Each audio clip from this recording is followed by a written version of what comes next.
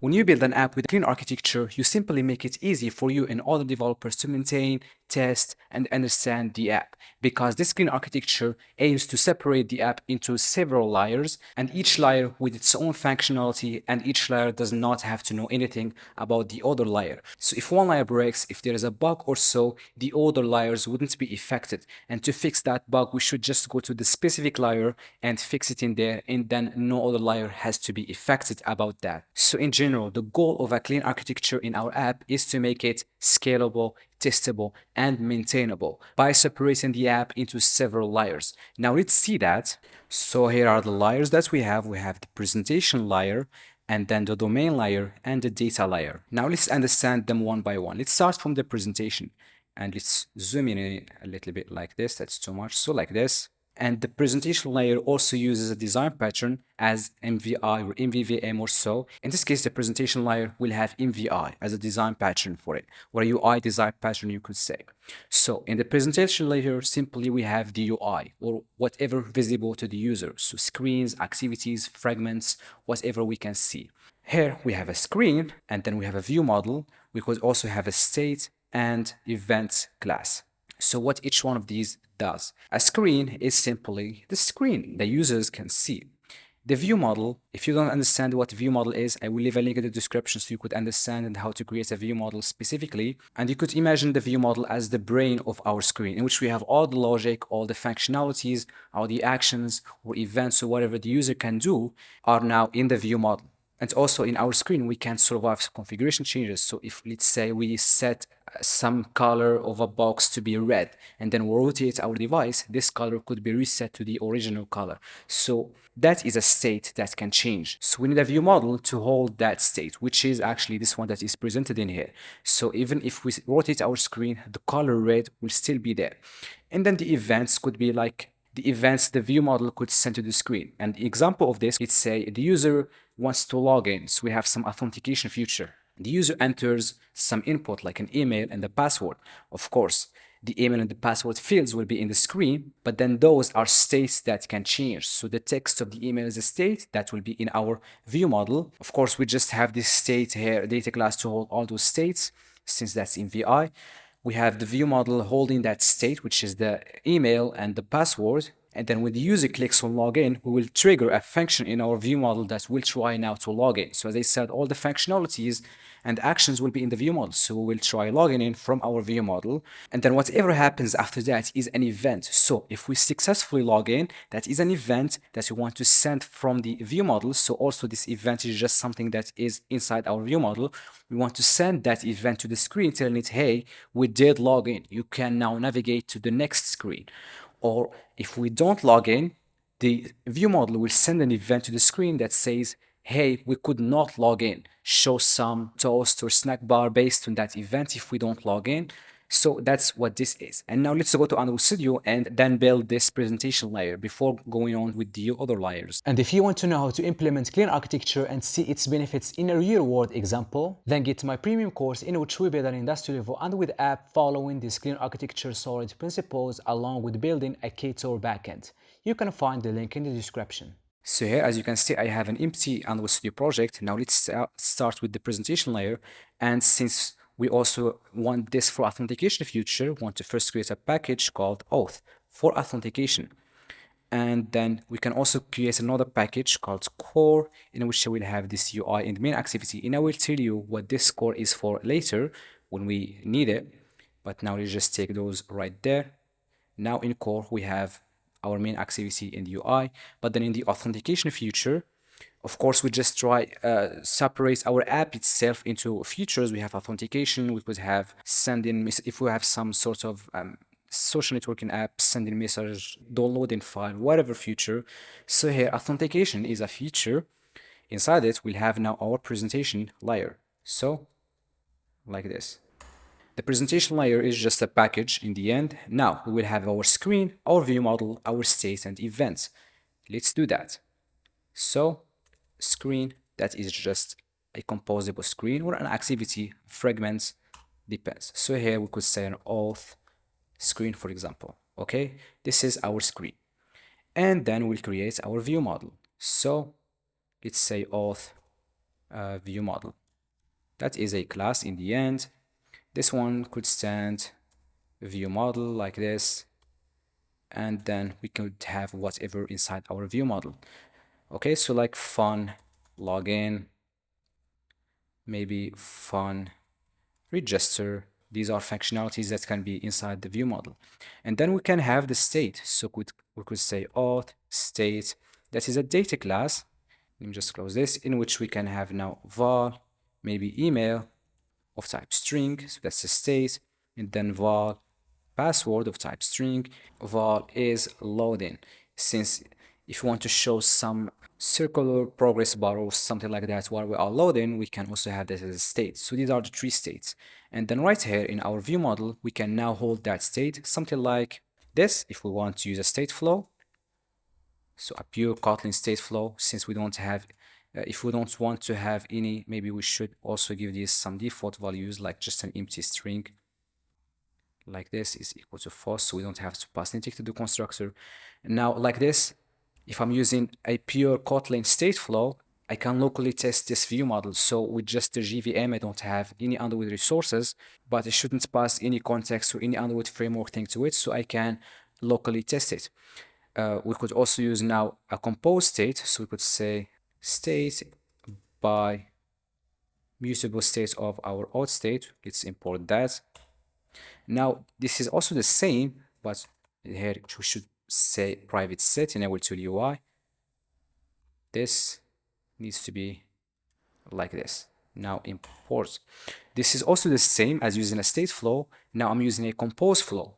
Different here is that I cannot locally unit test this anymore. I need to test it with an Underwood test. So this will need an Underwood device since it has this one that comes from Underwood. Okay, we can now just remove these.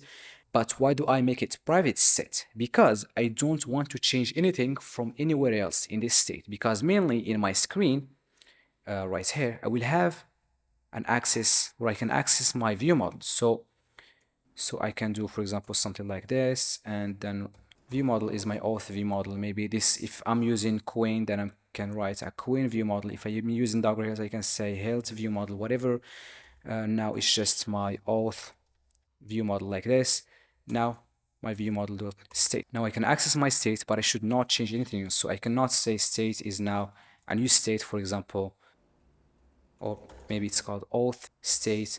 This should not happen. I can only change the state from the view model itself. So I can now say state is equal to my state dot copy, and then email is something else. Okay, so whatever email. But in here, I shouldn't write that, so I can only change that from the view model itself. I can only ask to log in from my screen in here, view model dot register or dot, what was that, login, passing some email that the users input, so something like that. And maybe I don't also have to pass them if I have an action class, which is something actually I didn't mention. So in MVI, we could also have something like auth actions, and that can be an interface, or rather say a sealed interface, in which I can then have something like object, something like this, object login, or rather say data object login, data object register. And then I want to have some actions function in here, so fun actions or on action, whatever, so something like on action, and that takes my auth actions, one action only actually. So this could be just action. So an action a user can do, and then I can write when my action is adding the remaining branches. So when the action is this, or when the action is this. And then with the action itself, I can maybe make it a data class, passing var password, for example. If I want to pass the password right from here, I can do that.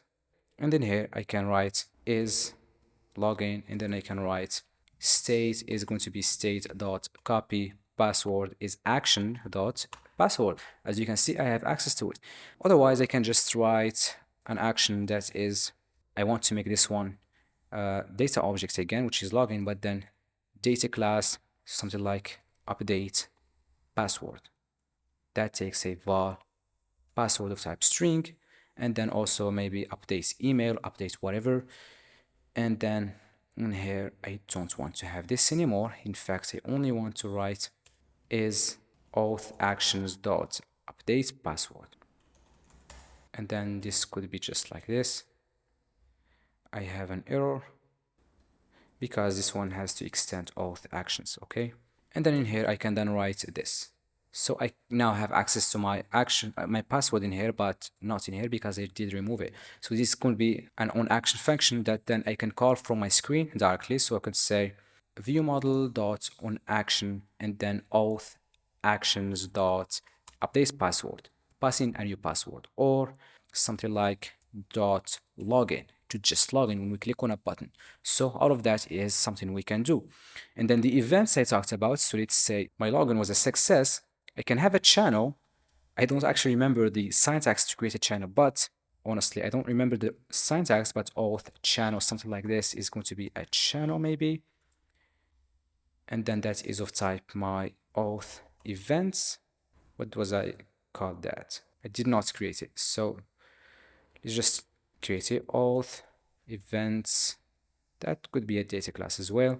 And then in here, var error, or actually this has to be a sealed interface, just like the actions. So it's like this, data object error, for example, if we have an error, so that's an auth event, and then data object success. And then in here, my channel is of type auth events because I don't really remember the syntax, maybe like this. But anyway, a channel, a Kotlin channel, I don't know what type of channel this is. So yeah, a coroutine channel like this, in which we also want to have the exposed version, something like this, but right here. Yeah, this is the syntax now. So this is now the private version, so private like this. And then this is now the events, or this could be auth events flow, since this is of type flow in the end, as you can see. So now when we log in, we can say auth events channel dot send auth events success, or dot error if we couldn't. This one actually needs a view model scope like this, dot launch, and then we can have this inside it. And then in my screen I just observe those. So something like a launched effect, the key could be my view model dot auth events flow, and then in here my view model dot events flow dot collect, in which here I just get event like this, and then I can write when my event is adding the remaining branches. As you can see, when that is an error, maybe I show a toast. When that is a success, I navigate to the other screen. So that's how we can use our events. So this is how we actually structure our screen. This is just a single screen for a single feature. So in auth, maybe we could have two screens, which are login and just a screen. So now I'm just creating one general screen, but we could also have something like a package for login and another package for sign up or something like that, or register.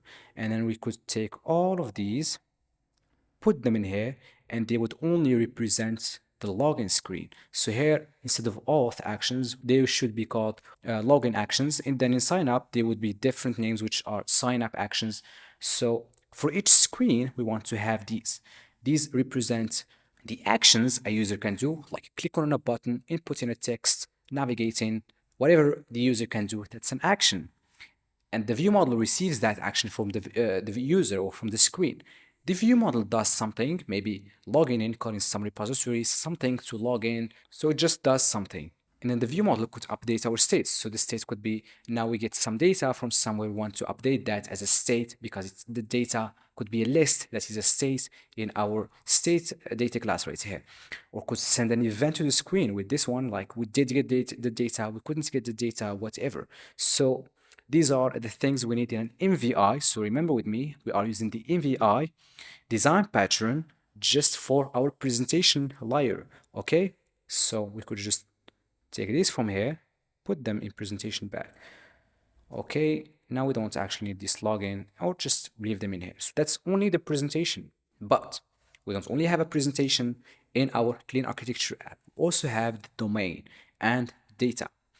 What we can see here, first of all, let's zoom out a little bit, is that Our presentation has an arrow to the domain, and our data has an arrow to the domain, but the domain doesn't. So our presentation can access the domain, data layer can access the domain, but not the other way around. The domain cannot access neither of these.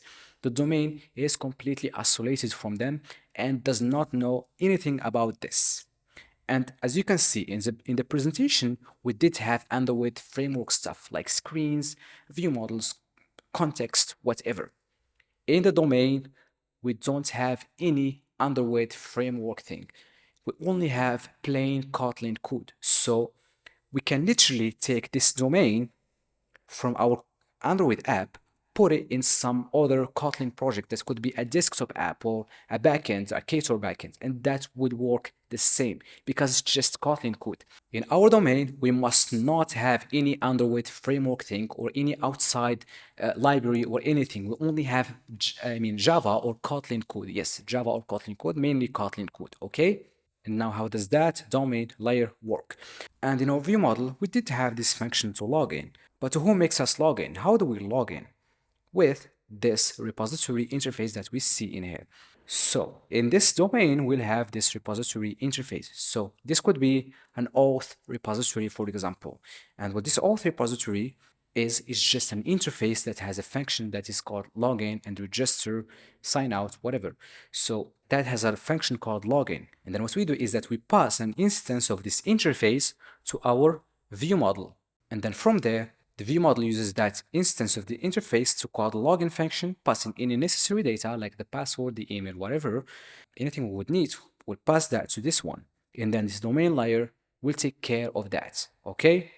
So let's see that, but I will show you the trick. And also we have the models in here, which are just the models that if we get the data from our data layer, then we want to convert that data to some sort of data that we can use in our presentation, because the data that we could get from the data layer in here would be complex maybe, and then we want to make it simple so that we could use it in our presentation. So all of that will be in this models package or entities, you could say. And then the use cases, as the name says, the use cases a user can do, but we'll see that in action. So let's go to our auth feature again. Now create the domain layer like this. Inside it, we'll first have our repository and then our models, or just model or entities, whatever. So models, for example, you just name it model. And then use case like this. So in the repository, we will have our auth repository interface. So we could have more than just one repository. And then in here we have a suspend function. So suspend function, if we want to make it suspending, or could just have a function suspend function login that could take an email, for example, of type string and the password. Okay. And then in our view model, we need now an instance to it from the constructor right here. So say private, just like this, that auto completes our auth repository. And then right here, we want to use our auth. What is it? Or just repository, that's what it's called. Dot login, passing the email from, for example, my state dot email, and then state dot password, the email and the password from it. And since that is also suspending, that could be something like this. Okay. We could also get some data from it. So if this function returns some sort of data that we did login or not, then we can say, for example, var result is something, then send in the result with the success like this, whatever, anything as we like. Anyway, we call our function and then this function will take care of it. But now if we go to our screen, we see that we need an instance of our repository, which is actually the magic here. We don't pass an auth repository because it's just an interface and there's no implementation for it. And here where we need the abstraction now, which is an important thing. But before going for that, let's first see the use cases. So right here, we want to have, let's say, a login use case, because we also need this. That is a class, for example, whatever, or just an object. It could be anything that has simply a suspend function login. That would also take our email and password like this. And then our repository, we could name this one, for example, load data. That is not exactly a use case a user can do, but something we need. But a use case is something the user can do. So now in our view model, we have now our repository in which, for example, we need an init like this, repository dot load data. If we really need to load any data at the beginning of our screen, this could be anything else instead of just logging. Like, for example, we want to load data. Okay, that's a function that we would have in our repository. Here we would also need a view model, scope dot launch, since this is a suspending function. But in here, we don't have it in the what's that in the repository anymore. In fact, we have it in the login use case dot login like this, since that's a use case. But now, why do we need this and why do we need this? In the use case, we would also want to have an instance of our repository. So we could make this now a class that takes our auth repository, and then here, let's add now the other function that is suspend fun login again. That takes an email, as you know, and the password.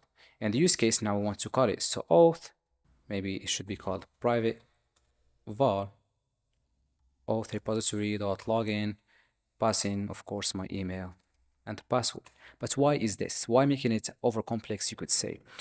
In the use case, we will have logic. So how do we know if our password is fine or not?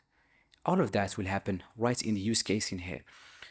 We will see if the email is blank, return. If the password is blank, return. If password is, let's say, shorter than something. If password contains a special letter, all of that is logic that we want to check in our use case before calling the login function in our repository. Okay, so we want to make sure that the password is valid, or we could say we want to validate the password. That's all logic. And instead of just making it a login like this use case, we could also make it a login validator that just validates the data before calling it before calling the function in our repository. So in general, we want to have some logic in here that verifies our password and email before calling the actual function in our repository that will take care of the actual login from calling the server or whatever. Okay? And in our repository, as you can see here, now this is a class that takes our repository, but we won't actually do it like that. In fact, we just write a login use case and then here private var login use case. And then I just use that login use case in here, as you can see.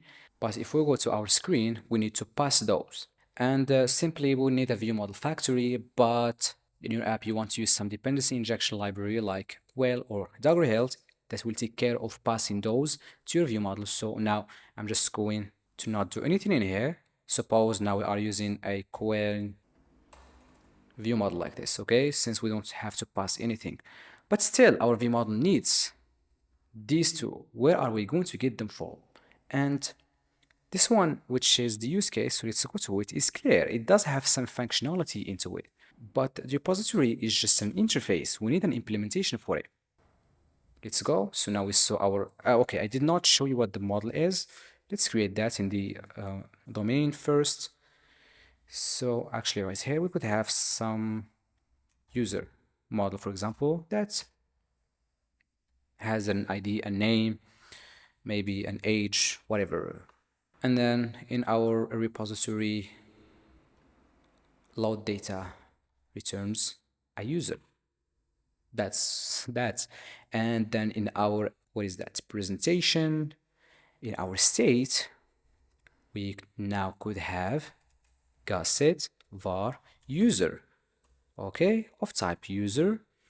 And then in our view model, let's go to it right here. When we load data, we want to write state is going to be state dot copy, user is going to be what? Our repository dot load data. So maybe we could call it load user, whatever. So that's the model in which we have this user that then we can use in our screen to show the user data. That's it for the model. But as I said, we need an implementation of our repository because now we saw everything. We saw our use case, but we still need an implementation of our view model, and we need to have that implementation. We need an implementation of the repository, and we need to have that implementation in our view model. How do we do that? Let's go to our data layer, which is the last layer. Here is the data layer. So In the domain, we have repository interface, which is what we had. In the data, we have repository implementation. Now, we will implement the repository in our data. And the interface exists in domain. The data needs to access that interface to implement it, so we have an arrow to it. But the domain really doesn't care about the data. Because it's isolated, it doesn't know about any of those two. All it has is raw Kotlin code, which is the logic in the interfaces and models, okay? Logic is in the use cases or validators. So maybe I can make this a bit bigger. So I could add a new one like this, copy, paste it. And this new one could be, for example, validators. Validators that validates data, okay? Validating if something is actually what it's supposed to be. Now, in the data layer, we have our repository implementation. And in the end, the repository implementation is just a class that will implement this interface in here. And then that class makes us actually log in. So to log in, we need to send some data to our maybe server or Firebase, whatever. We want to send some data there. We want to get some data maybe. We want to store that data in a database, in shared preferences, in some data holder or data pool, okay? So once you get data from somewhere, then we want to store it somewhere. So how does that work? When we click on login, then we want to log in. We call the login function that is in the implementation now. This login function will call the first data source in which it sends the data, which is the server or the API, just like this. It calls that data source that is the data source could also be a class that we want to have if it's, let's say, our remote data source, and this one is a local data source, or we could directly have an arrow from our repository to our API if we want to, if we don't want to have these in the middle. Anyway, in the end, this is a data source, okay? What we do is we send that data to our API that this user wants to log in. The API verifies the login. Maybe also the API sends some data back to our repository, or the data source sends some data back that we did log in. This is some key, some authentication token. And then the repository wants to access the other data source, the local data source, to store that token, to store the user data, to store whatever in the second data source. And then when all the login operation is a success, we return the user that we saw in our interface that we created somewhere right here. So this user that we did log in. And as I said, this could not be a user, this could be, for example, some result class that we want to create that has maybe an error if we did not log in, then a success with the user if we did log in. So whatever you want, you can have in there.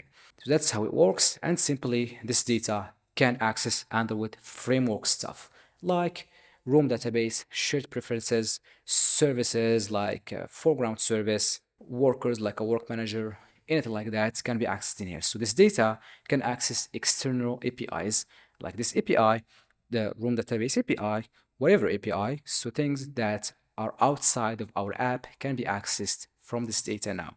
Okay, so let's create it. Hopefully you understand it. I know this is a little bit complex, but hopefully you understand it. And I will show you why we don't directly have an implementation of our repository. Why do we need an interface or an abstraction? Why? Why not just calling this one directly? And that is for testing. As I said in the first part of this video, that we use this clean architecture to make our app testable. Without it, without this abstraction, the app will be hardly testable or not even testable. Okay, so let's go to our auth future, add the new one that is data, in which we want to have now our repository again. Inside it, we want to have now our auth repository implementation like this. Maybe, oops, I did some mistake here. Like this. We could also have our data source, as I said, so some sort of local data source. And then some remote data source. Maybe here I'm missing an R. Could have data sources. If we have some sort of Room database, then we could create maybe a package for local specifically, in which we have all the Room database stuff. If we have some external API, we could create some remote package in which we have all the remote stuff. And then this one takes care of where to get the data from. So this one is like this.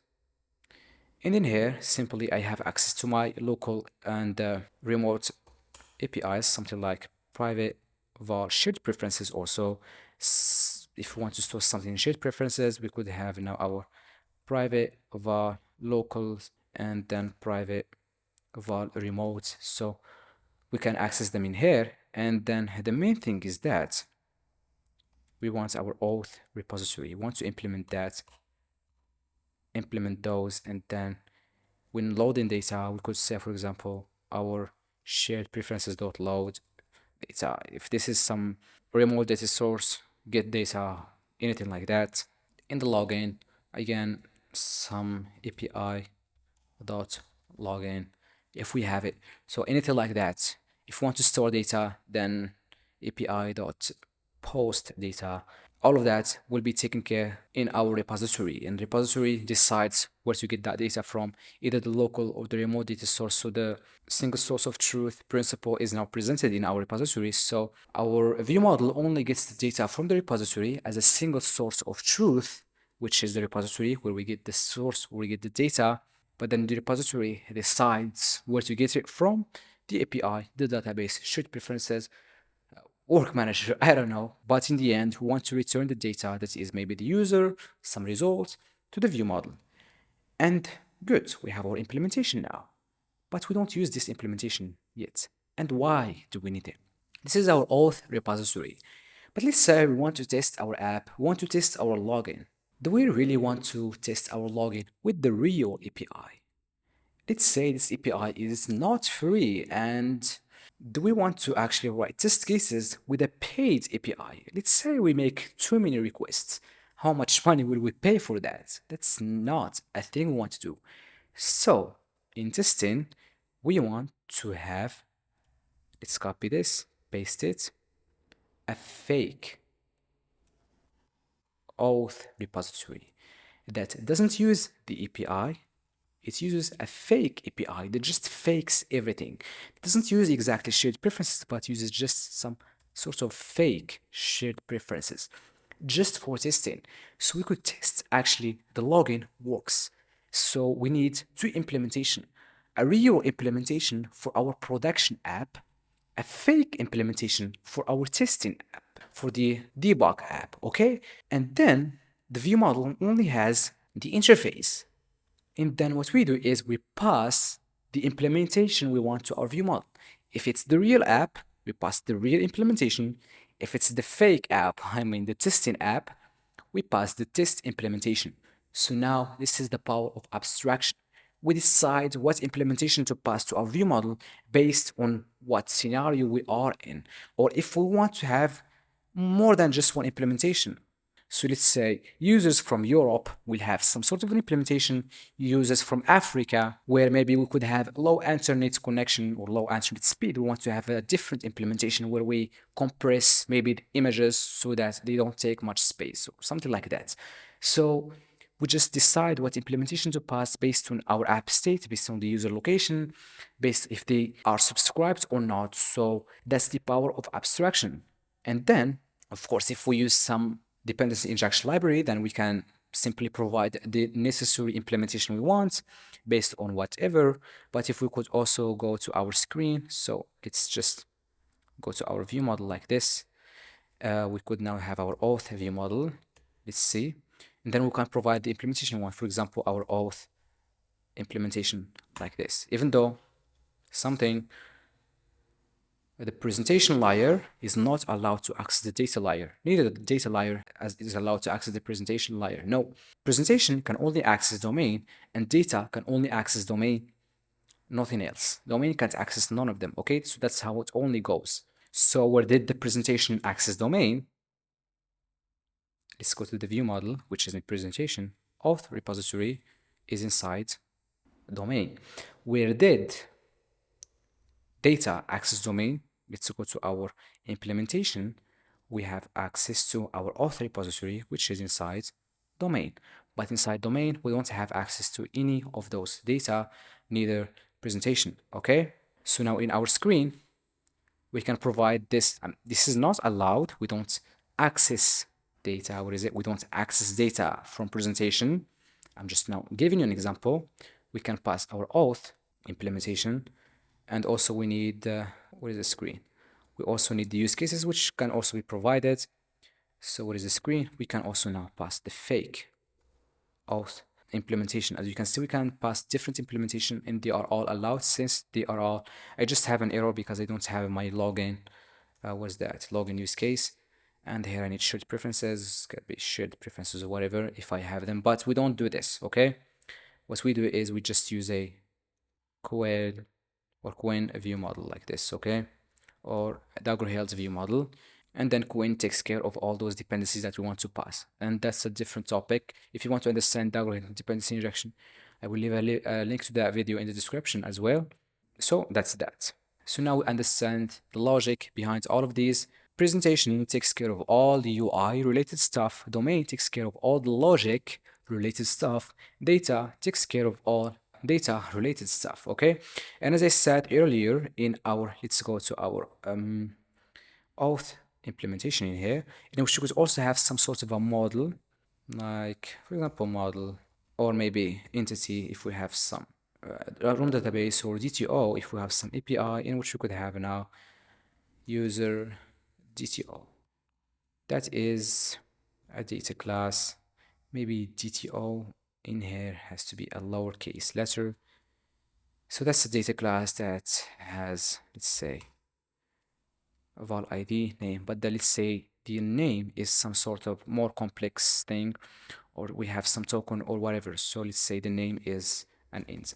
I'm just now giving you an example. And in our repository, what is that? Let's say this one, val user returns a user, but this is a user DTO. Let's actually have that in this one since we return user, and then we want to return our user, but this user DTO is a user DTO and we need user. What we could say then, we want to convert this user DTO to our user that we want to use in our apps. Let's say user DTO dot to user if we have some mapper that we created. So as you can see, this user DTO is some sort of a complex object. User is more simpler since we want to present that in the presentation, so we convert it from this complex object to this simple object. And also, if we just have a different object, some user DT or two, then we can just create a mapper that we switch to our user, and the presentation always just uses our user and it's not affected if we change the data layer thing. Okay, so if we change something in data, domain won't be affected, presentation won't be affected. If we change something in presentation, domain won't be affected and data won't be affected. If we change something in domain, maybe we would need to change something in the view model, maybe, but usually if we change something on domain also, neither both of these wouldn't be affected, except if we add some function in our repository like suspend, fun, whatever. Then we want to go now to our repository to add the new function, to implement the new function. Then that's the only case in which maybe we need to change our data because the domain changed, okay? Because they actually access them. But the other way around, it doesn't. So now we understand clean architecture. How does it work? How we separate our app into layers, and also our presentation itself into these layers based on the MVI design pattern. And MVI simply stands for model view intent. The model is the state of our screen. View is the screen itself. Intent is something I have to add in here. So let's just make this a little bit big. Let's copy this like this. And this is now actions.